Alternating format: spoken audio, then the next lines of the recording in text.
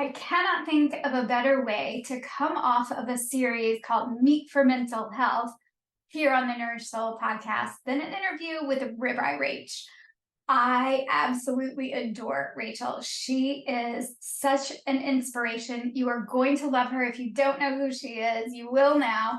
She's very popular in the meat kind of carnivore, ketovore world, but a lot of people maybe on this show maybe haven't heard of Ribeye Rach as she goes by. But Rachael has an incredible story of healing from chronic illness. So we go into all about the nervous system and her healing journey, and she's just delightful. So I think you're going to like this one, and I hope that you enjoy it as much as I enjoy talking to Ribeye Rach. Yay! Rachael, I'm so excited to talk to you. Thank you so much for coming on the show to talk to me about your healing journey. Thanks so much for having me. I'm really excited to be here. So I know so many people know you're very popular in in the carnivore world, especially, but I'm not sure that all of the people that listen to my show are going to know who you are and have heard about you. So I thought we could probably start with before chronic illness. So tell me a little bit, right? Tell me about you. Like, who are you? What do people maybe not know about before chronic illness? Who is, and before Ribeye Rach was even Ribeye Rach. Yeah, so take me back further. Okay, yeah. So growing up, I lived in North Carolina, and I was always very active. And in my teenage years, I was in the marching band. That's not something that I share very often, but I did band in high school. And what did you play? I played clarinet. All right. Okay. Yeah. And then I went off to college, and I got really into rock climbing, and that really became my passion. And so when I was in college, I ended up becoming a climbing coach and did do a little bit of competitive climbing. And that was really my main passion, the outdoors, hiking, backpacking, anything to do with climbing. Being outside was really what I loved and still love. Right. But at the end of college, that's when I started to become really sick.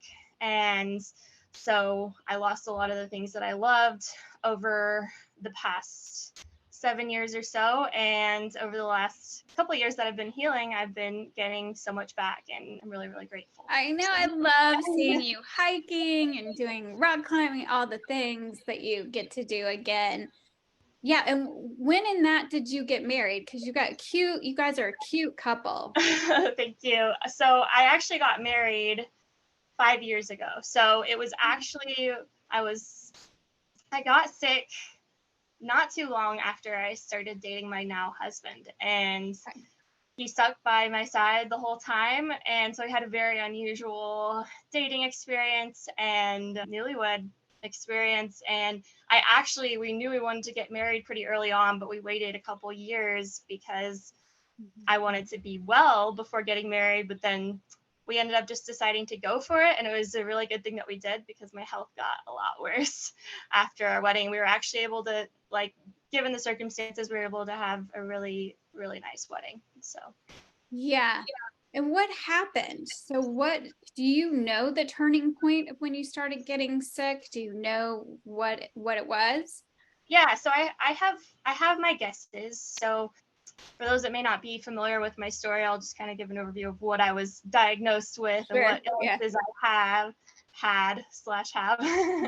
So I was diagnosed with Ehlers-Danlos syndrome, which is a connective tissue disorder, dysautonomia or POTS, Chiari malformation, which is basically when the bottom of the brain starts going into the spinal canal and can compress the brainstem. High pressure in my brain, adrenal insufficiency, chronic Lyme disease, gastroparesis, the list kind of goes on. And I think everybody with chronic illness kind of has their perfect storm, right? So growing up, I ate a pretty standard American diet, so I wasn't fueling my body properly. And when I got to college, I probably was eating even worse. And I was really, really pushing my body hard. I was just burning the candle at both ends. I was the type of person that just said yes to everything. And so, you know, I would go on a weekend trip, but then I'd have to get up after a couple hours of sleep to study so that I could do all of my tests. And I just wanted to excel in like all areas of my life, and I wanted to be able to do everything. And when not fueling your body right, not taking care of your body properly, and not resting well, that's kind of a recipe for something bad to happen. Right. So your body was like, hey, Rach, can't take anymore. Yeah. I always say I don't know how you feel about the soul, but the soul to me screams through the body like, hey, on the wrong track. You're trying to like help us out. And sometimes we're just not listening. And so it has to get worse, or we just don't know. I mean, we just, you know, who knows how to help yourself when it starts to. And I think our society has such a culture of just push through it, just do as much as you can. The more you do, the better. And it's kind of just like push through it. And so that's what I always did. And even as I was getting sick, my guesses for, you know, the triggers of why I got sick was obviously the combination of not feeling my body right, running my body ragged, and as well as I think there was probably some sort of infectious components. Yeah. Sort of trigger. And as I really believe that the trigger really doesn't matter so much as how your body is able to respond and handle stress. Yeah. And so that's something that's really not that important to me to know for sure. But I think that, you know, that those were the main things that really set off my illness. I kept having kind of a reoccurrent mono infection ever since I was like a teenager. Yeah. And that just kept coming up positive. And my doctors were like, I've never seen this before. Like, how can you have active mono for this long? And so I kind of like had, from when I was 15 to when I was 20 and got really sick, I had a couple of episodes of like where I'd have a month or two of just like really being wiped out and not, like very fatigued and not being able to do much. But when I really, really got sick was when I was 20. And so at that point I was just, I was exercising probably 4 to 5 days a week, about 3 to 4 plus hours a day. And so it was a lot for my body. And my inclination when I was getting sick was just to try to push through it and to try to continue exercising and try to continue going to school and try to continue doing everything I was doing. And it got to the point where I just couldn't do that anymore. Right. No, because you were in and out of the hospital. You looked a mess. You were in a neck brace and all kinds of stuff. Yeah. So I'd say you know, I had during like my 7 years of chronic illness, I definitely had phases that were ups and downs and phases that were worse than others. But at my worst, for probably 2 to 3 years was when I was essentially bedbound, and I honestly, like, I was dying. And so I went the Western medicine route for probably 3 to 4 years, probably 4 years almost. Sure. And I was given all sorts of medications. I was given major surgeries. I had 5 brain and neurosurgeries. I had life-threatening infections where I was in the hospital, IV antibiotics, all the things. I lost a lot of weight. I've actually gained 50 pounds since my lowest weight. And so I was very close to needing a feeding tube. I was in severe pain all the time, dizziness, like I could barely be upright. I needed help to walk. I couldn't even be home alone by myself. Like we ended up having to move closer to my parents because my husband had to work, obviously, and like we needed help. And so so it sounds like you had amazing people around you. Yes. And you were doing this is what we do. I hear this story all the time, right? That we do what we think we have to do, and you're relying on doctors and all of these things. Yeah. So at what point did it click for you that maybe you wanted to do something differently? And where did you start? Like, was that with nutrition or something else? Yeah. So honestly, one of the, I guess, moments for me when I really started to realize I needed to go a different route was when I was being recommended 6th brain surgery. They were wanting to put a shunt into the ventricles of my brain to drain out the excess fluid and pressure from that area. And I just didn't feel right about it because I had been like, for all these years, I had been doing everything my doctors had told me. I was going to the top doctors for the conditions that I had. And I was very blessed in that, like, my family was able to support me, and we were able to make it happen to go see these top doctors. But the thing is that's not what got me better at all. And that story is very common. I hear it all the time. But yeah. I knew that if I wanted to survive, I had to do something different. And it just didn't feel right to be having another surgery when I was at my sickest after these surgeries that were supposed to get me better. Right. And so that was really the trigger for me. And I was with going to a naturopathic doctor. Okay. And he diagnosed me with Lyme disease and started me on a treatment that actually, like, kind of stirred things up for me more, kind of got me worse. But it was kind of just the entry level of, like, oh, maybe there's another way to go. And so naturopathic medicine was not what got me better, but it was kind of an entry into this whole different world of healing. Yeah. And so I did about 1.5 years of Lyme treatments, and that got me from about 1%. I like to say 1% because I was in bed all the time. I wasn't able to do pretty much anything. I was very dependent on others for just my overall care. And so I think that got me from about 1% to 2%. And that was huge, but it was also like, I was still severely, severely ill.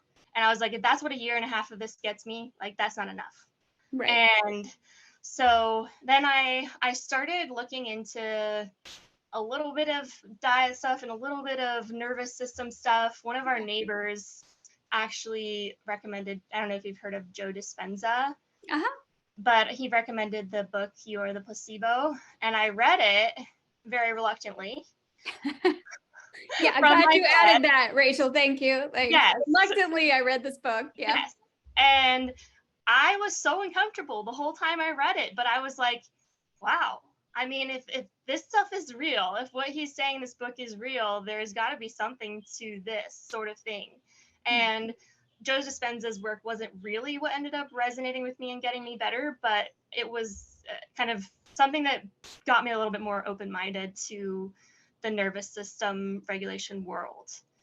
And so at that point, I heard a couple of people in my support groups talking about the carnivore diet, saying that all their pain went away when they started carnivore. And then I just went down all the rabbit holes of carnivore diet. And at first it sounded crazy to me. I've always, growing up, was leaning more towards vegetarian. I was vegetarian for a couple months. That didn't go so well when I was sick, but I didn't eat very much meat and definitely didn't eat much red meat at all. And so it just sounded completely insane, which it does to most people when they first hear about it. I just was finding amazing story after amazing story. And so I really felt like it was what I needed to do. And my faith has been a big part of my whole chronic illness journey. And I felt God led me to this and led me through all these things for a reason. But I really felt that this was the right thing for me to do. And so I started the carnivore diet, and within a couple of months, I was able to be upright more. I was able to spend more time with family. I was able to cook my own meals, and I was still very sick, but it was significant progress. And my family saw it, and they could tell. And at first, when I was starting carnivore, they were cooking me my meals and they were supporting me because I couldn't do that for myself, but definitely made a significant difference. I think one of the biggest improvements that it brought me was just my overall capacity to do things. So I wasn't having quite as severe of fatigue crashes when I overdid it, and I was able to, just be out of bed for more hours during the day. Amazing. And so at that point, I kind of wanted the diet to be my one thing that got me better. Yeah, we all do that, right?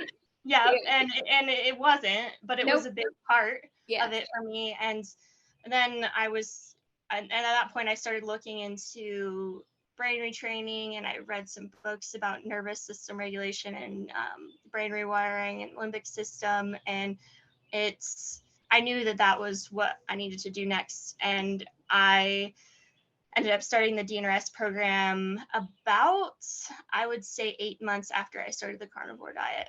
Okay. And I would say at that point, I had already implemented a lot of the things that I had learned about nervous system regulation and brain retraining. I was, telling myself all these mantras like, you're safe, you're healing, and doing things like spending a lot of time outside, grounding, sunlight, and just trying to redirect any negative thought patterns, trying to believe that I could get better, and just overall trying to shift my thoughts away from illness. Yeah. And so I think that set me up for making a lot of progress initially with brain retraining. So within the first 3 weeks or so of starting DNRS, I walked to the end of my driveway for the first time. And so it's an interesting perspective to have, because people were like, wow, your carnivore made you improve so much. And I'm like, yeah, but I still couldn't even walk to the end of my driveway. And so I did that. And then within another week or so, I walked a mile for the first time. That's and amazing. So it was, for me, especially with the dysautonomia and POTS symptoms, and brain retraining was really what helped the most. Right. And it makes sense because those symptoms are essentially a dysregulated nervous system. Exactly. So. Yeah. So it sounds like the whole time, though, you're somebody who really listens to your gut. Which is really hard for people when you're not eating nutritious food. And even if you think you are eating a lot of nutritious foods, like people who are eating a lot of plants and they think they're doing the right things, but they actually they're not absorbing the nutrients. Right. So for you, it seems like you still had a sense of what was right and wrong, and you were really paying attention to something inner wisdom. Definitely. And it was a combination of that, and I think just sheer desperation as well. I told myself, when I had kind of that turning point of, I can't go the Western medicine route anymore. I don't think I will survive if I do that. And honestly, if I continued going down the Western medicine route, I don't think I would be alive. And that's just wild to me. Yeah. But I'm so grateful that I decided to go a different way. And at that point, I just told myself, you're going to be open-minded to literally anything and everything.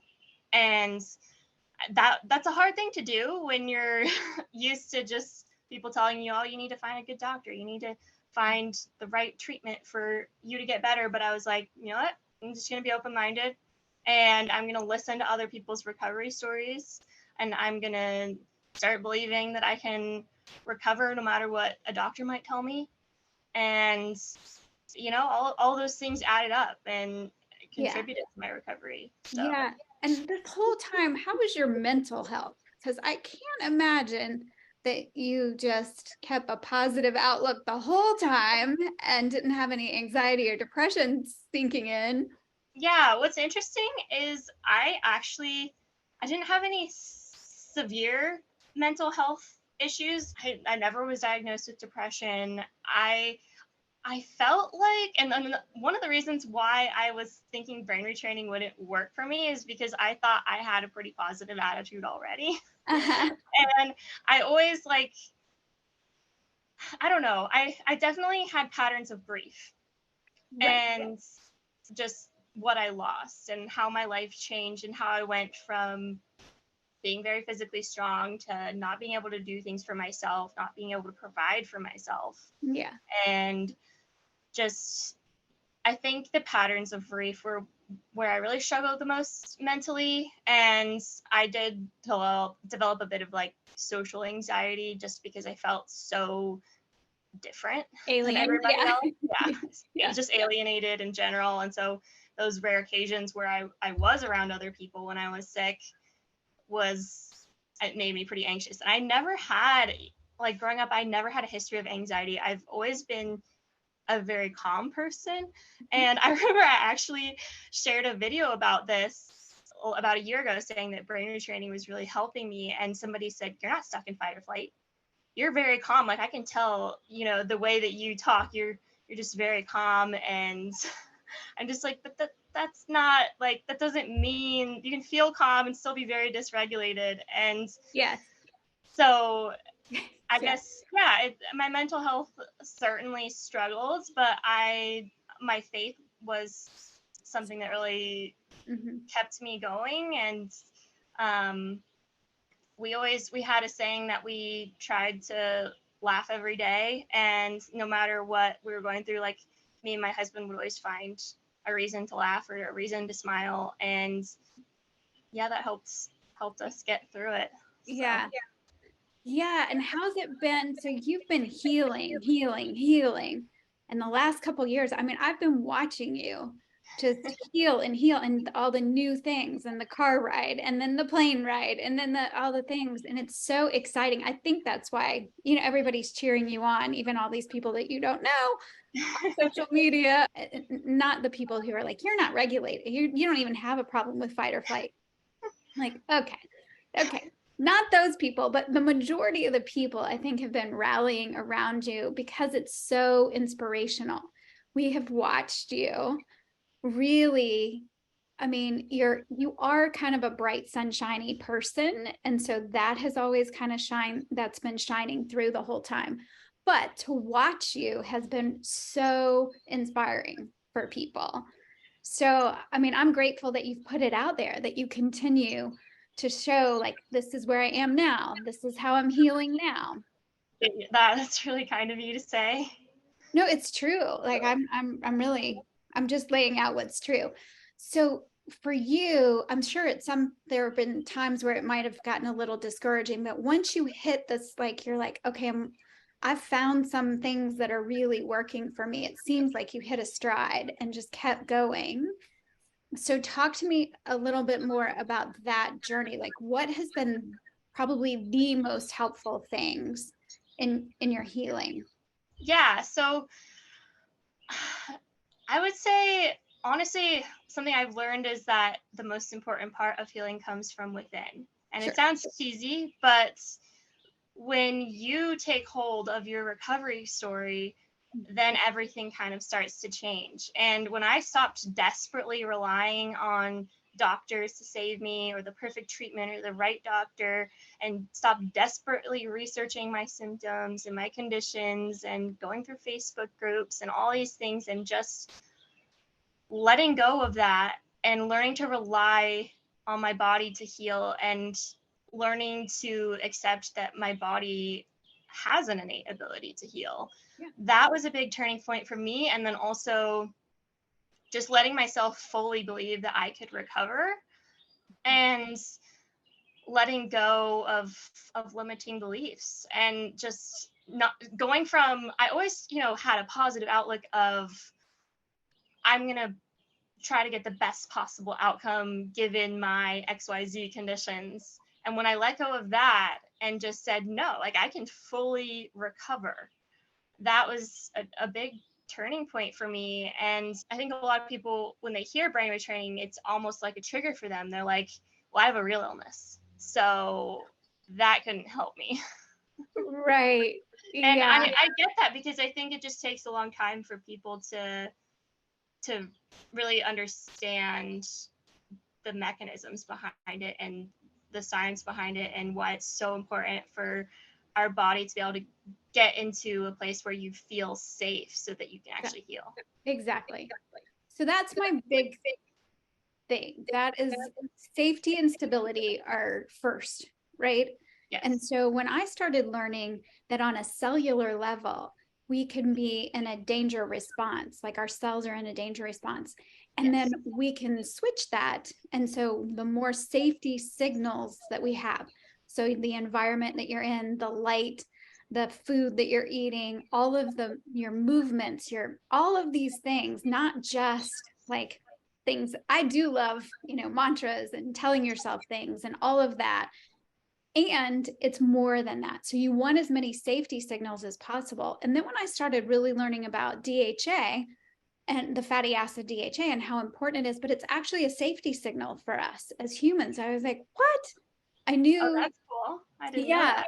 I knew that seafood, if people can eat seafood, was really important for the DHA, but I didn't realize that it was creating a safety signal in our cells. So, I mean, like stuff. That is really cool. I love all those connections. I totally geek out over them whenever I'm do too. reading books and all these things. It's amazing how it all kind of connects back to the nervous system. It all comes back to the nervous system, and our emotions and our immune system and our nervous system are inextricably connected. So to talk about one separately, it doesn't even really make sense. It's all connected. So I love, everything that you put out, showing people the way that you're healing. And for you, I love too that you went carnivore. You were carnivore for a bit, and still looks like you're pretty animal based still. Yes. But talk a little bit about just nutrient dense foods. And then also, because it looks like to me, you figured out that your mitochondria don't need to be in winter all the time in North Carolina. So you're adding some things in that. Yeah, absolutely. So, I mean, one of the biggest lessons that I've learned through all of this is that our food is our fuel. And even like I went to the Mayo Clinic and they told me like to eat French fries and anything that would make me gain weight. Like, can you believe that? Yeah. Oh no, it happens all the time. Yeah, yep. I know. Yeah, and so just learning how important our food is for our overall health has been a very valuable thing for me to learn. And I overall feel my best eating the way that I'm eating. And so I ate a strict carnivore diet for about 1.5 years. And over the last 5 months, I've been doing more of an animal-based approach with some fruits and some properly prepared local grains and potatoes. Mm-hmm. But I always put my focus on animal protein and fat and make sure if I do have carbs to eat them with that. And it has honestly worked really well for me. And so most of what I eat is meat, but I'm willing to try really anything else as long as it doesn't have seed oils or sugar. And I think sometimes it's a hard thing with diet because when people go really strict, it can affect you negatively mentally. And you can either be choosing to eat nourishing foods from a place of fear or from a place of wanting to nourish your body and support your body. And so I think it's an interesting balance because it's so important to eat nourishing foods, but if you're doing it from a place of stress and fear, then those benefits aren't going to be as significant. Exactly. Yeah, because digestion is a north to south process. So it starts in our head and what we're thinking about our food. So if you're already thinking negative things about your food or you're in a stressed state, we're not resting and digesting when we're in a stressed state.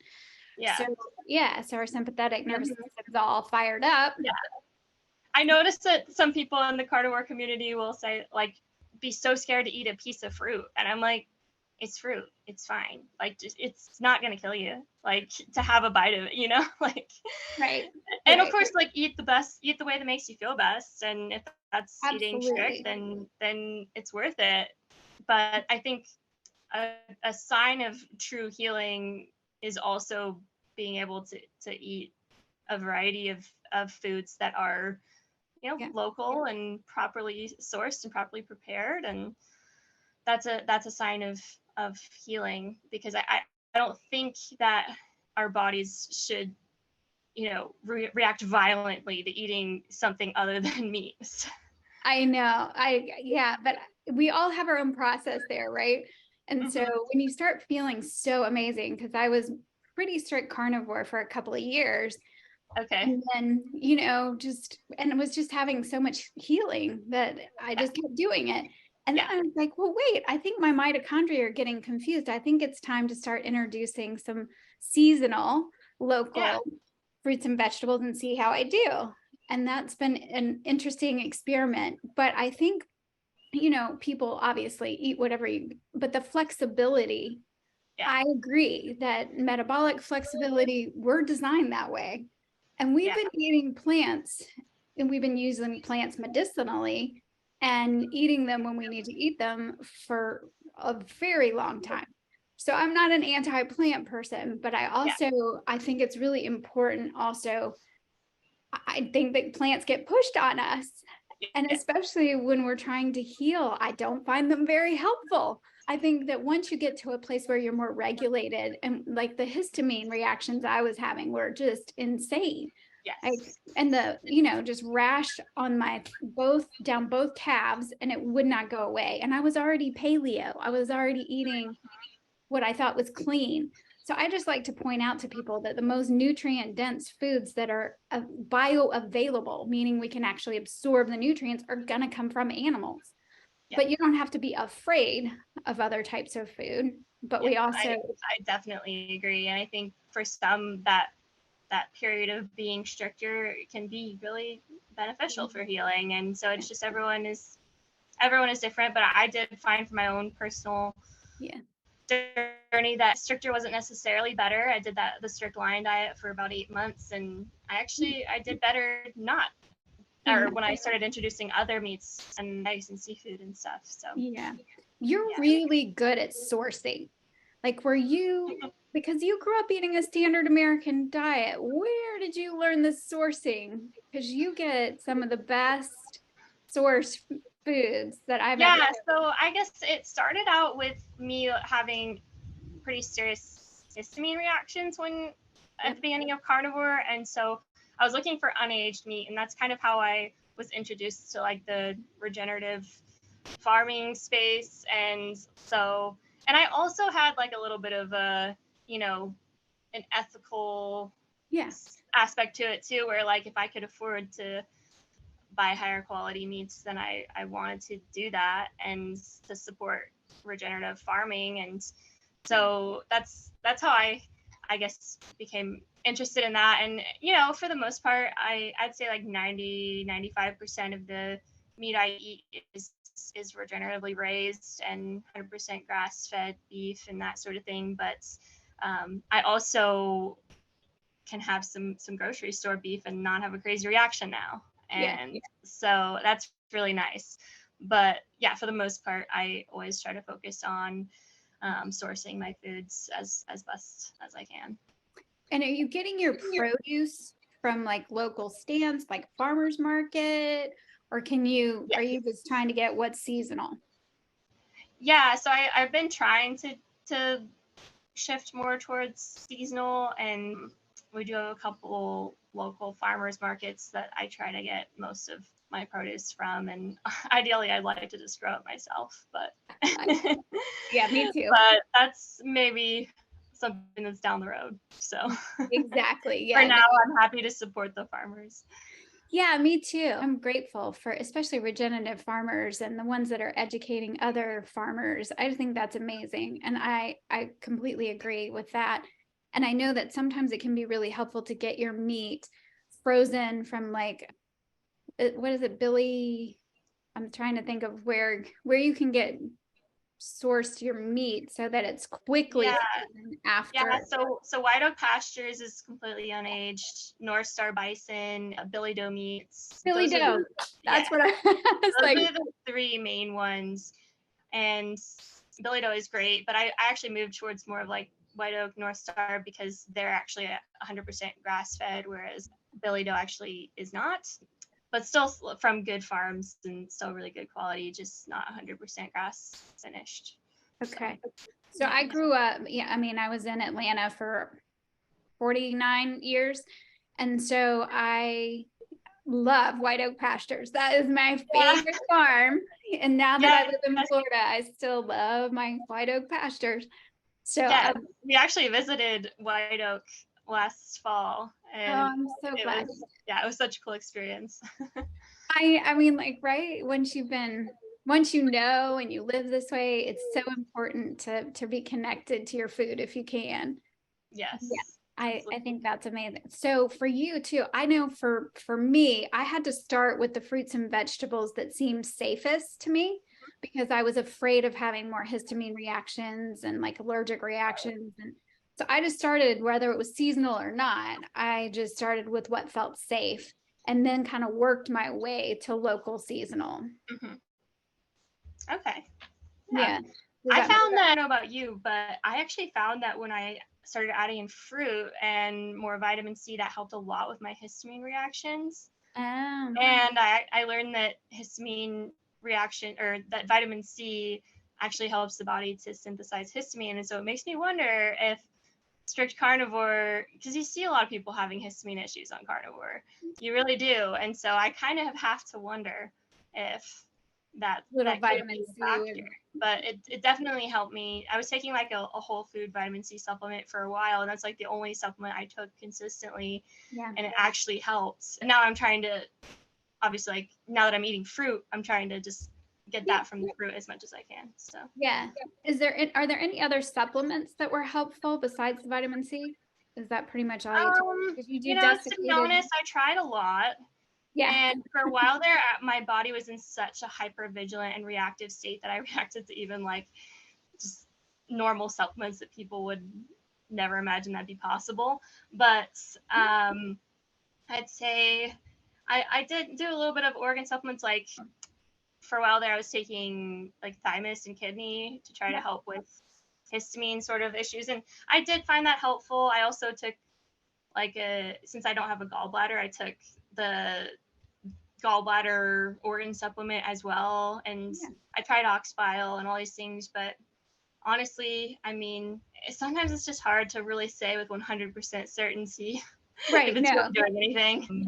But yeah, now I take some like magnesium in the powdered form, and I've found that to help. But I for the most part, I don't do a lot of supplements, and I don't like to, push them or anything, because I feel like, they can be a helpful tool for some people, but it's never going to be like the most important part of a recovery. So yeah, I know. And everybody wants a pill, but for me, I think targeted supplementation can be helpful short term, but you can't out supplement a bad diet. Like you just can't. And when you're eating nose to tail, because you also did a lot of bone marrow, and I love the bone marrow bones, make me very excited. And I'm the only person in my family that will touch them.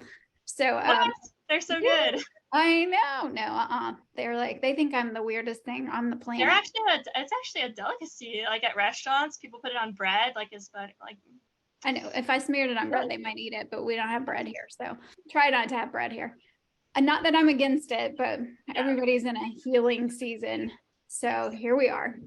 But I just really appreciate that you're open and honest about things, and to say like, sometimes I do this and sometimes it was helpful. I do think the desiccated kidney was really helpful for me for the histamine, but especially if I had to eat out.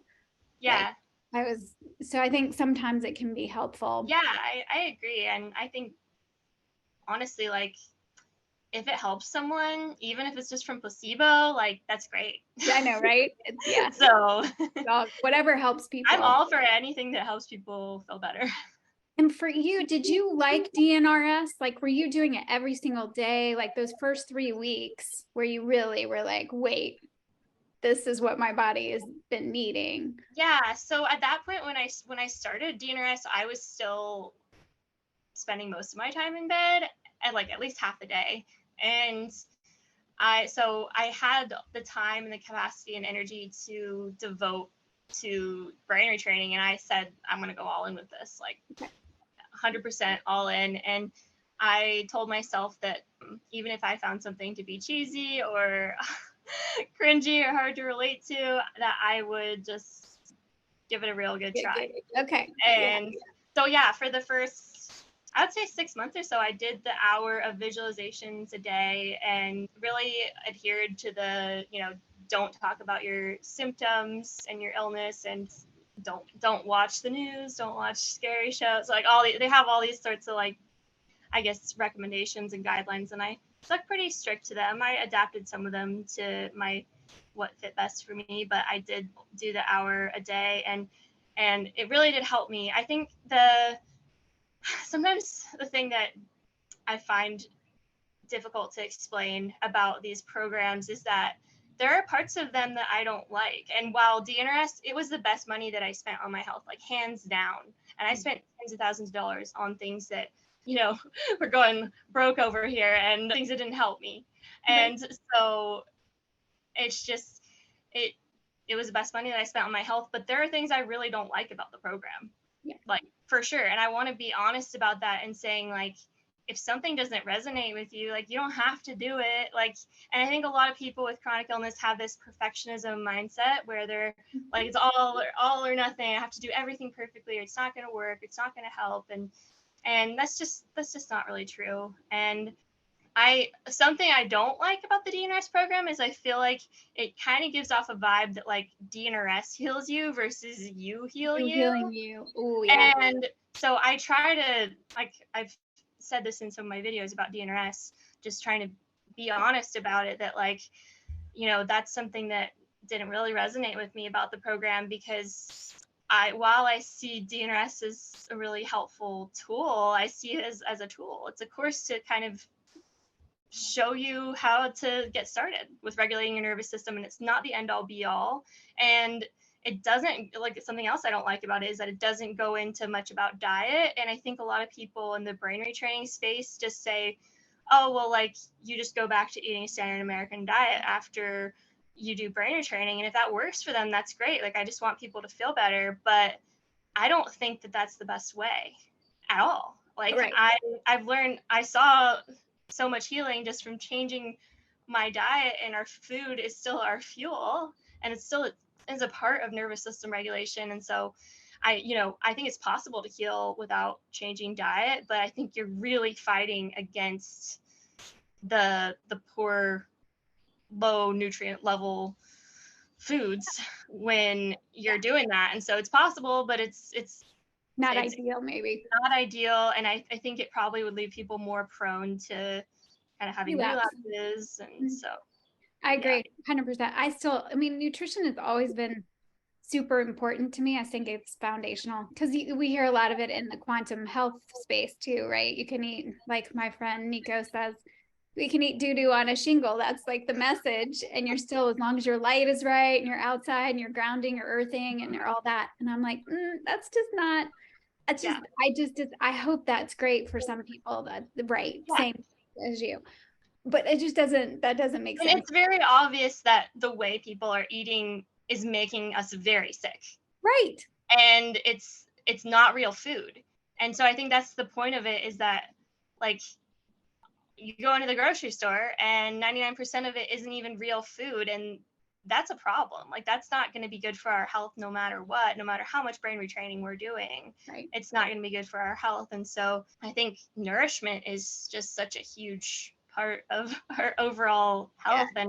And like, honestly, it's interesting that you say that nutrition has always been really important for you, because I can't say the same. When I was in college, I was like, I felt invincible. Like, I was like, I can eat whatever, and I was really physically strong, and it works until it doesn't work.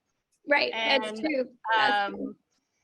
And so obviously, like, I wasn't at optimal health, but I thought that I was, and I thought that I could just eat whatever, and it didn't matter for my health. So, and especially like, even in the early years of chronic illness, when doctors told me that it didn't matter what I ate as long as I got in calories trying to gain weight, then, like, which, looking back, I'm like, what were they thinking? What was I thinking? Right. But right. That's the narrative we're being told. I know. So speaking of nourish, so what is most nourishing to your body, mind, soul these days? Ooh, that's a good question. I would say connection with nature. Mm-hmm. Yeah, and I think that can really connect back to a lot of things, but just slowing down and being in the present moment, and just connecting with nature, sunlight, grounding. Of course, diet is important and nervous system regulation is important, but I think sometimes just the simple things make a bigger difference than we realize. And lately I've been trying to focus on slowing down because that's really hard to do. But it makes a difference. So yeah, well, because you're giving back a lot, so always putting content out there. You're coming on shows like this, doing lots of interviews, which I'm really grateful for. And are you also like working and doing all that again? So I'm not. So this is essentially what's turned into my job, and it's something that I just started when I was really sick, just hoping to encourage other people going through similar things, and it's turned into something that, you know, is starting to help support my family, and which is really great because I always wanted to have a job that I felt passionate about and something that I could help others with. And so that's what I'm planning to continue to do. I want to be a mother eventually and have kids. And so I don't plan to go back to having a full-time job or be employed by someone else. So. Right. Yeah. Yeah. Do you coach other people, or is that not yet?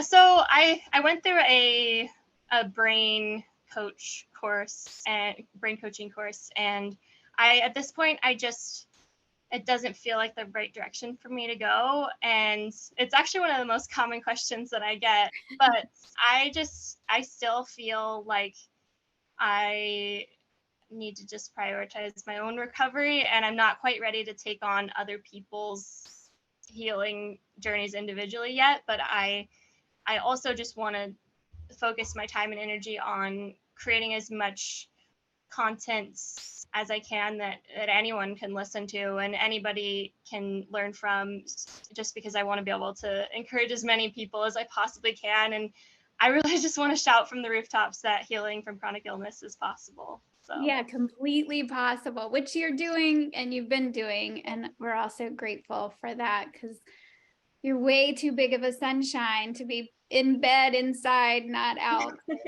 I appreciate it. The world. So yeah, but thank you so much for taking time. Is there anything that we missed, or did we cover it all? I think we're good. I guess just healing is possible. Do anything you can to get there, and I'm cheering you on. Right. Never give up. Yeah. Yep. Thank you, Rachael. Thanks so much for having me.